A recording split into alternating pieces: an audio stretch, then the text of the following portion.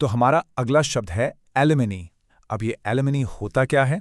देखिए, सिंपल शब्दों में ये वो पैसा है, या आप कह सकते हैं एक अलाउंस है, जो कोर्ट ऑर्डर करती है। कब? जब एक कपल का डिवोर्स या लीगल सेपरेशन होता है तो एक स्पाउस दूसरे को फाइनेंशियल हेल्प के तौर पर ये देता है। इसको ना एक एग्जाम्पल से समझते हैं, इससे इसका लीगल कॉन्टेक्स्ट बिल्कुल क्लियर हो जाएगा। सेंटेंस को देखिए। After the divorce the court ordered him to pay a significant amount of alimony each month. मतलब साफ है, उनके डिवोर्स के बाद कोर्ट ने ऑर्डर दिया कि उसे हर महीने एक अच्छी खासी रकम एलिमनी के रूप में देनी होगी। तो ये तो हुई पैसा देने की बात, लेकिन जिससे ये पैसा मिलता है वो इसका इस्तेमाल कैसे करता है?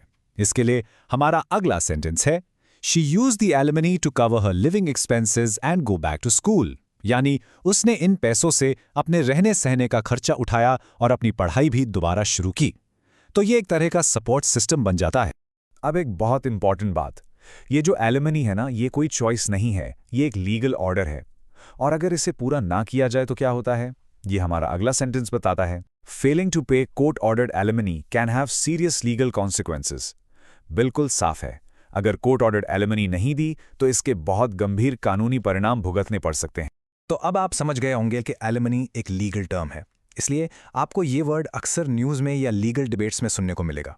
फॉर एग्जाम्पल, इस हेडलाइन को देखिए, new legislation aims to reform alimony laws for modern families. मतलब एक नया कानून लाने की बात हो रही है ताकि आजकल की मॉडर्न फैमिलीज के हिसाब से एलिमनी के लॉज को बदला जा सके, उनमें सुधार किया जा सके।